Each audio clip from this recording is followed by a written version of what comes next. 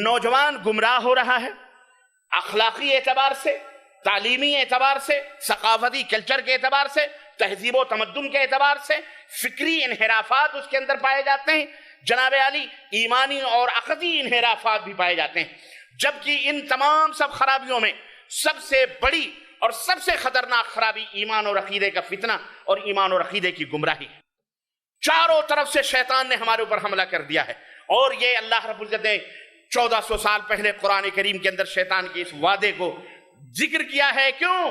क़यामत तक ये वादा शैतान से अल्लाह का रहा है, लउग़वियन्नहुम, मैं इन्हें गुमराह करूंगा, लअक़उदन्न लहुम सिरातकल मुस्तक़ीम, तेरे सीधे रास्ते के ऊपर मैं जरूर बजरूर बैठूंगा, सुम्मा लआतियन्नहुम, फिर मैं आऊंगा इनके पास, इनके दाएं से, इनके बाएं से, इनके आगे से, इनके पीछे से, इनके नीचे से, हर तरफ से आकर के मैं इन्हें गुमराह करने की कोशिश करूंगा।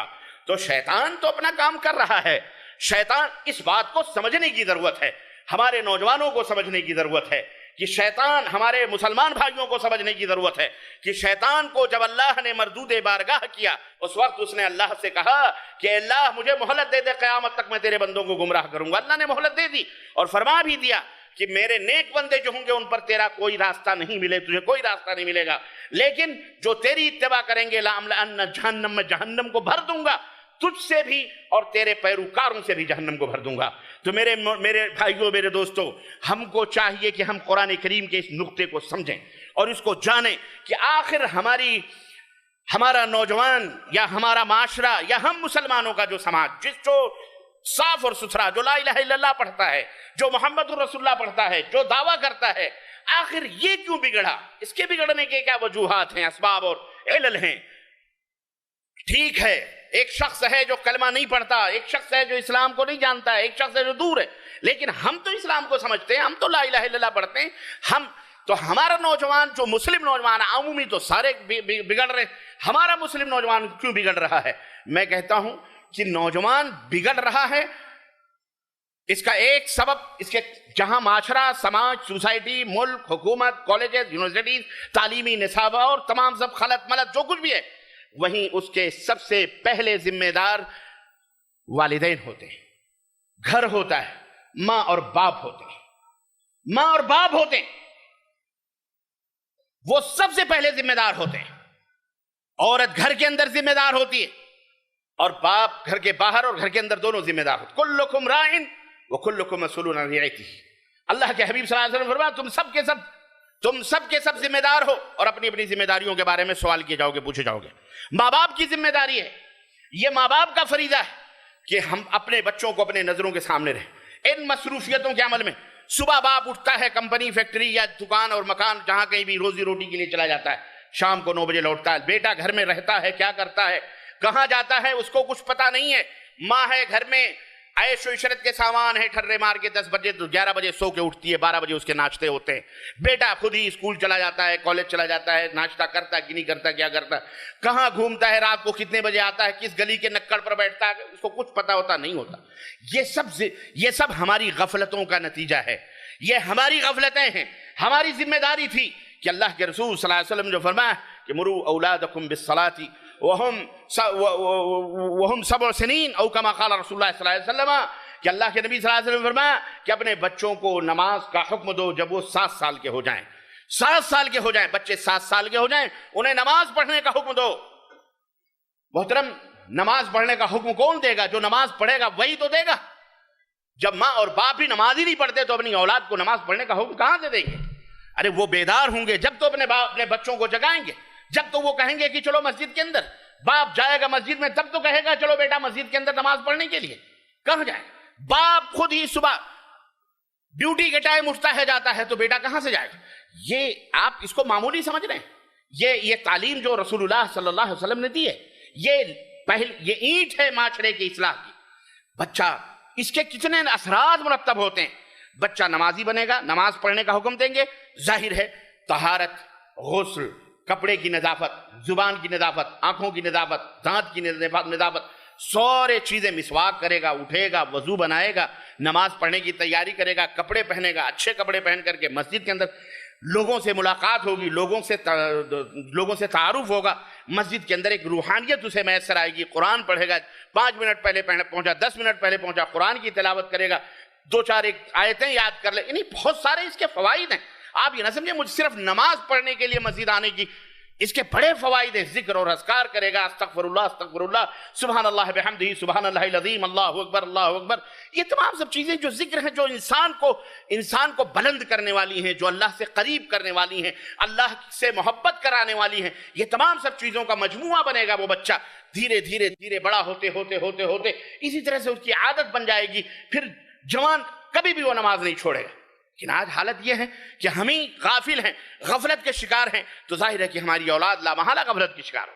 माँ बाप, ये वजह ईमानी और अकाइद के एतबार से इस्लाह की, दुआओं की कहां तक हम कोशिश करते हैं, जबकि सबसे पहली कोशिश ये होनी चाहिए कि हम अपने बच्चों की ईमान और अकीदे की इस्लाह करें। जरा जरा सी बात पर, थोड़ी थोड़ी सी चीज पर बच्चों को अकीदा, तौहीद, अपने बच्चों को तौहीद अस्मा व सिफात, तौहीद रुबूबियत, तौहीद उलूहियत, ये तमाम सब चीजें हम उन्हें बताएं, उलमा से सिखलाने की कोशिश करें। और अगर आपको फुर्सत नहीं मिलती, आप उलमा को अपने घर में दावत दें, बिठाएं अपने बच्चों को, और कम से कम हफ्ते में एक दफा उनसे तौहीद के मौजू पर, सुन्नत के मौजू पर, तौहीद रुबूबियत क्या है, उलूहियत क्या है, शिर्क के मौजू पर, बिदात के मौजू पर, ये तमाम सब चीजों के मौजूआत पर आप उनसे दर्स लें, दर्स दिलाएं। सिर्फ दुनिया कमाने, ये हुकूमत ने, ये दुनिया ने हमें तबाह बना दिया।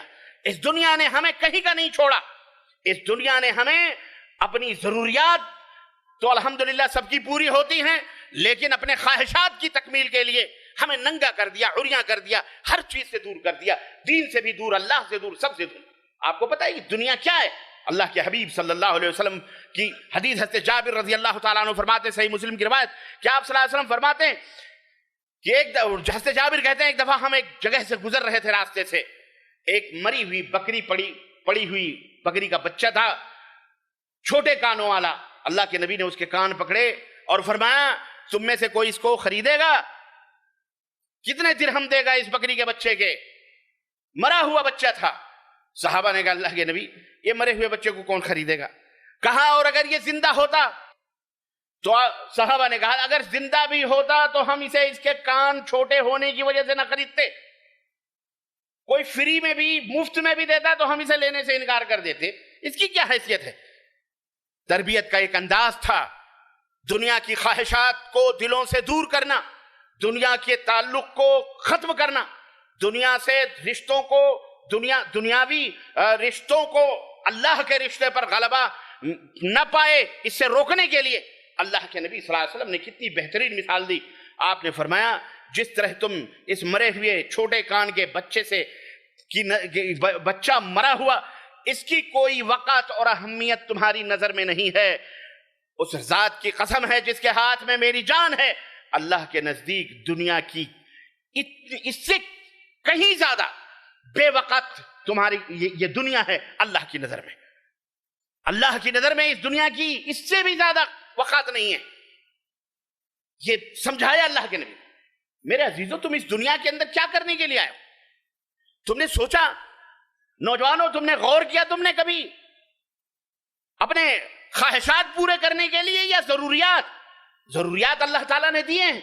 अल्हम्दुलिल्लाह, हर एक के पास 2-4 जोड़े कपड़े, हर एक के घर में खाने के लिए रोटी खुश की गई, दाल रोटी मौजूद है, पहनने के लिए पैरों में चप्पल और जूते। अल्हम्दुलिल्लाह, जरूरियात जिंदगी रहने के लिए बहुत कम लोग होंगे जिनके पास रहने के लिए छत नहीं, लेकिन कम झोपड़ी ही सही, दरवाजों पर लटकते हुए टाट ही सही, चले जैसे दरवाजे ना सही तो टाट ही सही, कम से कम मौजूद है। जरूरियात के लिए ये तमाम सब चीजें हैं।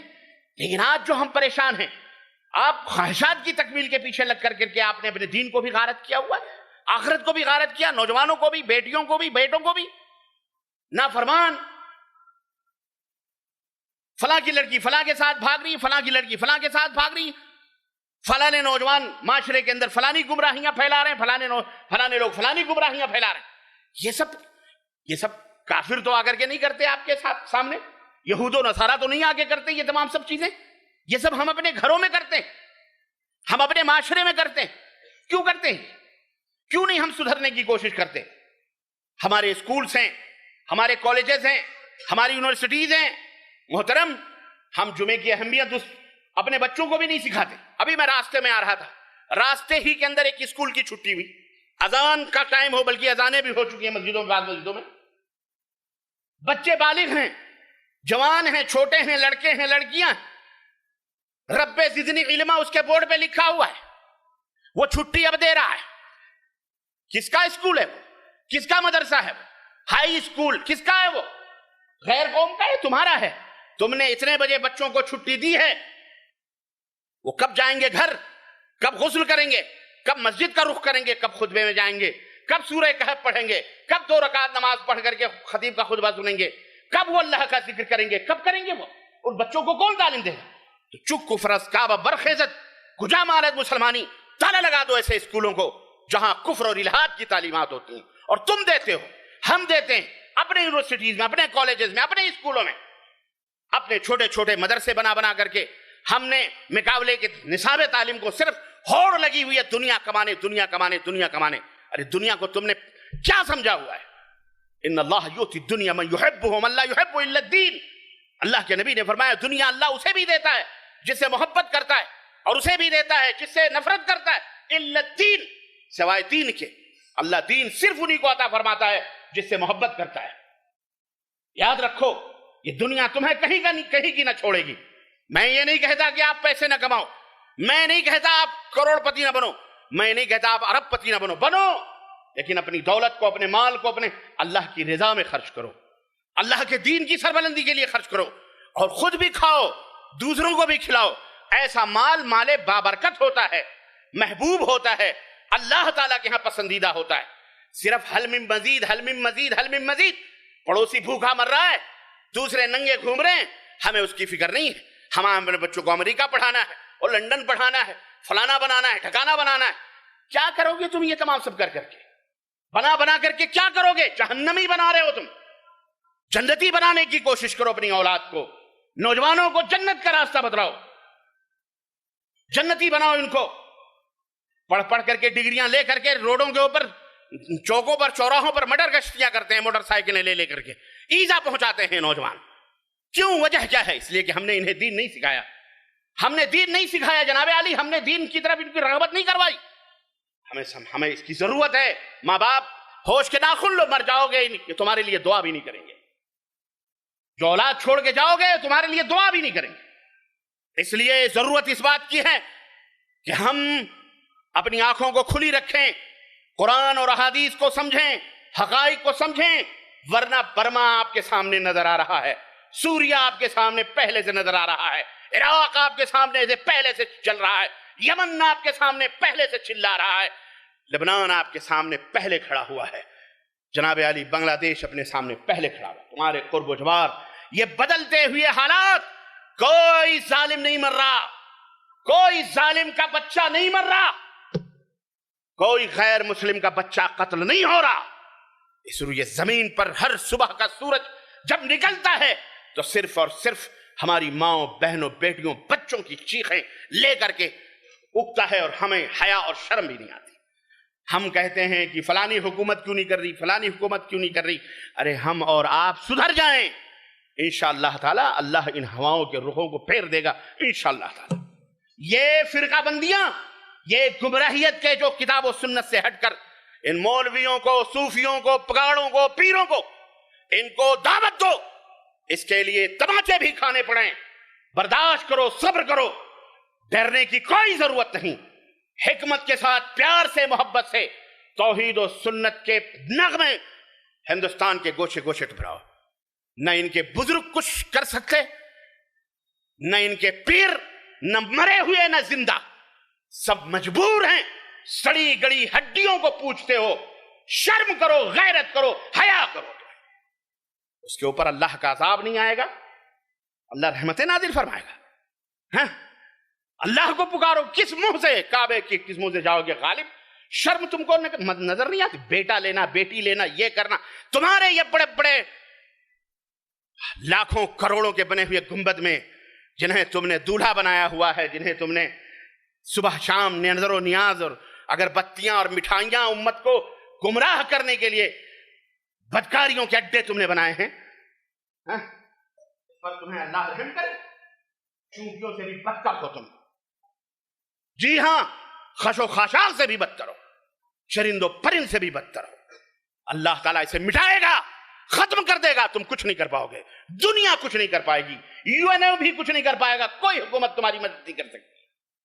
اس لیے ہوش کے ناخن لو مسلمانوں اور نوجوانوں، اٹھو، توحید و سنت کے علمبردار بنو۔ نہیں تیرا نشے من قصر سلطانی کے گنبد پر، تو شاہی ہے بسیرا کر پہاڑوں کی چٹانوں پر۔ تم اینٹ اور مٹی خریدنے کے لیے نہیں بنائے گئے، اینٹ اور مٹی جوڑنے کے لیے، محل تعمیر کرنے کے لیے نہیں پیدا کیے گئے، تم اس لیے پیدا کیے گئے ہو اللہ کے دین کو غالب کرنے کے لیے، اللہ کے دین کی دعوت کے لیے۔ توحید اگر ذلیل رہے گا، توحید اگر پست رہے گا، توحید کی بالادستی نہیں رہے گی، تو تم کبھی عزت نہیں پا سکتے ہو۔ وَلَا تَهِنُوا وَلَا تَحْزَنُوا وَأَنْتُمُ الْأَعْلَوْنَ إِن كُنتُم مُؤْمِنِينَ۔ یہ اللہ کا وعدہ ہے، غم نہ کرو، فکر نہ کرو، اگر تم مومن ہو تو تم ہی سربلند رہو گے۔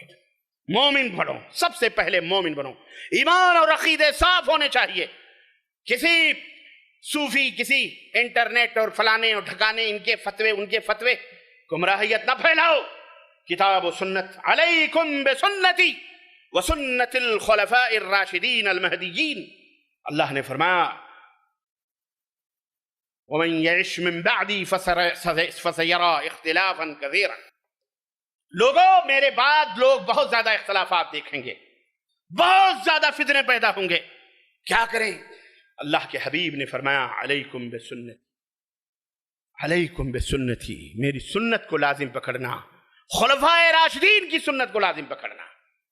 وَإِيَّاكُمْ وَمُحْدَثَاتِ الْأُمُورِ، خبردار خبردار، دین میں نئی باتوں کے ایجاد کرنے سے بچنا۔ فَإِنَّ كُلَّ مُحْدَثَةٍ بِدْعَةٍ، اس لیے کہ دین میں نئی باتیں ایجاد کرنا بدعت ہے۔ وَكُلُّ بِدْعَةٍ ضَلَالَةٍ، اور ہر بدعت گمراہی ہے۔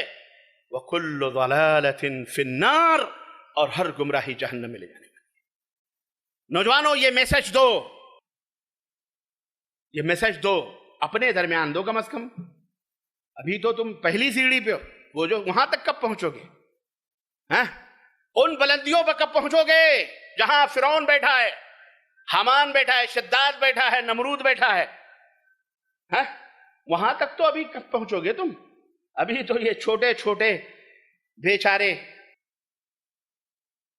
مسلمان نما مشرک، مسلمان نما بولو، یہ نیا نام دے رہا ہوں میں، مسلمان نما مشرک، سنی نما بدعتی، سنی نما نام رکھا ہے کیا اور کام کیا کر رہا ہے؟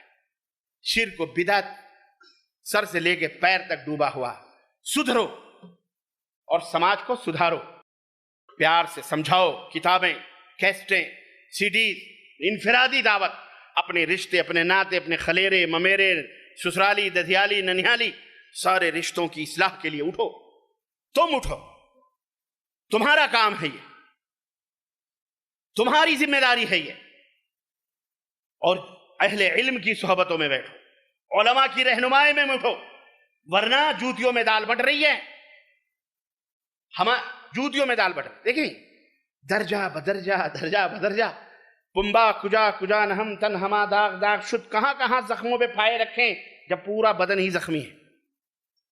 مسلمانوں کے عمومی حالات کی بات آتی ہے، ہم اس کا علاج کریں، کہ اگر خصوصی مسلمانوں میں اہل حدیث جماعت کی بات آتی ہے تو ہم اس کا علاج کریں۔ اہل حدیث جو سب سے بڑے اتحاد کے دائی اور حقیقی دائی، انہی کو حق حاصل ہے، امامت کا، قیادت کا، سیادت کا، حکومت کا، سب کا حق صرف کس کو حاصل ہے؟ اہل حدیث